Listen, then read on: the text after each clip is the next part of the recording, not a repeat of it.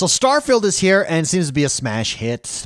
The largest event, the largest release rather for Bethesda of all time.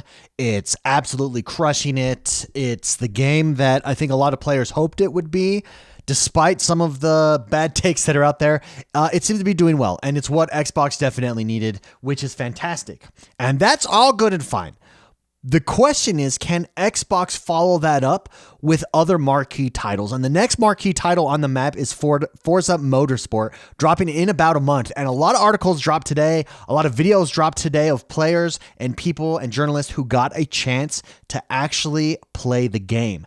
And verdict, it does look like it's going to be another marquee title, another huge win for Xbox, another huge win for Game Pass going forward. So that's exactly what Xbox needs, for sure. Now, is it going to be as big as Starfield? No, because Forza Motorsport in particular is a race simulation game.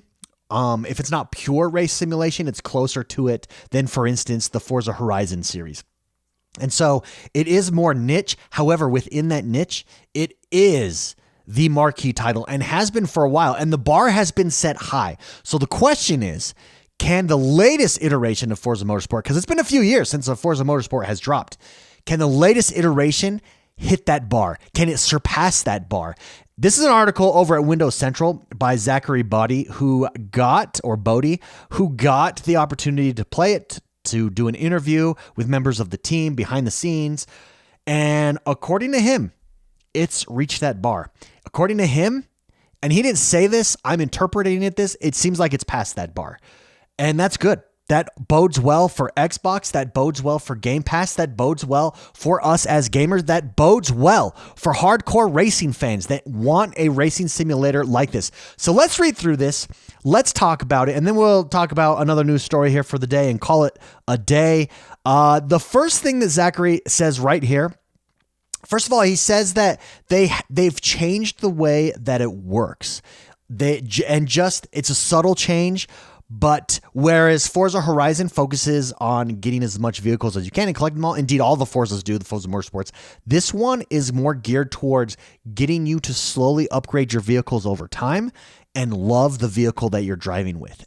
And I love that. I love that RPG approach with a car, that long-term character builder approach, if you will, but with cars.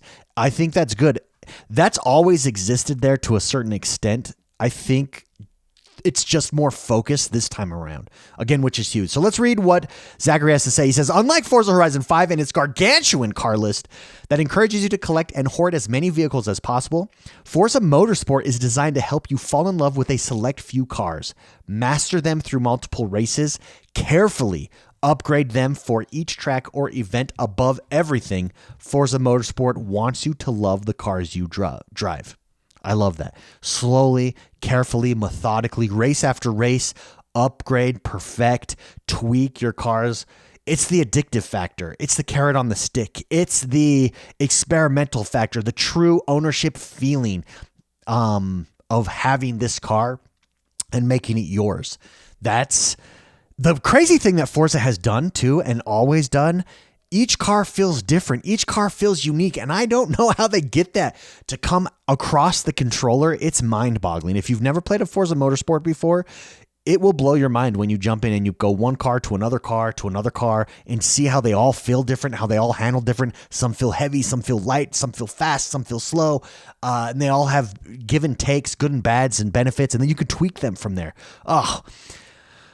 This is according to Dan Greenwald here. We're going back to the Forza Motorsport 3 and 4 era, Grant Greenwald told me during an exclusive 30-minute interview. Like the Xbox 360 era of falling in love with that car, upgrading that car, but he says with a modern design of connecting communities and bringing people together.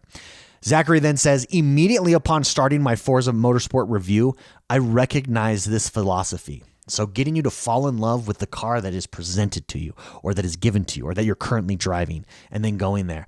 And it looks like that continues throughout. It's not just talking points. It's an actual strategy, an actual gameplay strategy. Continuing on, quote, in Forza Motorsport 5 through 7, you get in the car and immediately upgrade, Greenwald said. But now we actually want you to upgrade it over time. Learn its limits. You're making a choice, almost like speccing a character. I absolutely love that. That's always been the appeal, is being able to completely customize your cars. What is being focused here on this article, and I've seen it multiple places, is that it's like character specking, right? It's like an RPG where you have a car and you're slowly trying to improve it. You're slowly trying to tweak it over time. I absolutely love that. I think it bodes well for the game. Fantastic. While Forza Motorsport 2023 will still allow players to max out every car's upgrades and just focus on speed and power, the game carves out a path and encourages players to follow it. Learn your car, upgrade it slowly, and find its peak. Invest time in the cars you truly love to drive, and the game will reward you. One thing that we've not covered yet is, excuse me, we haven't even talked about how it looks, how it drives, and the physics. And he doesn't really get into that here in this article, but he does talk about how it feels to drive. And again, Forza Motorsport has set a high bar, and I think he's saying here that, Zachary is, that this bar has been met at the least and passed. I think he's saying it's been passed. Here's what he says. How does Forza Motorsport 23 feel to play? Well, it feels incredible. Listen to this. This is the most refined, responsive, and consistent handling I have ever experienced in a racing game, and it forced me to look at each car as if I was actually driving it, not just master each vehicle, but also to learn every corner and segment of the tracks. It's genuinely an awesome driving experience, which should be at the core of any racing game worth its salt. The most refined, responsive, and consistent handling I've ever experienced in a racing game. I mean, that does it. Well done. Well done. Well done, Forza Motorsport. That's the bar. That bodes well for Xbox. That bodes well for Forza Motorsport. Again, having 2 games in a row drop like this that are just marquee titles, that are creme de la creme, that are cream of the crop, that are AAA titles, I think shows not just the power of Xbox, this is a new generation. Again, this is the Xbox domination generation, and Forza Motorsport, I think, is going to be that next game in the lineup that proves this concept out, that proves Xbox is here to battle. Xbox is here to play. Xbox is here.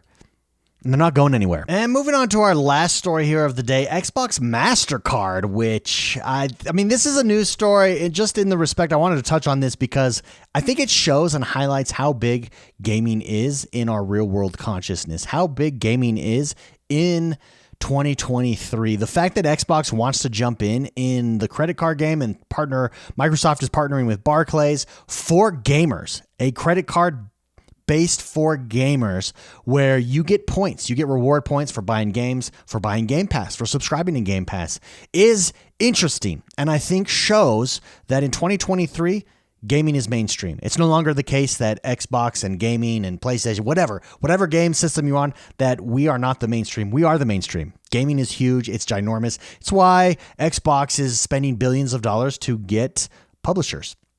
It's worth it to them. And I think this illustrates that.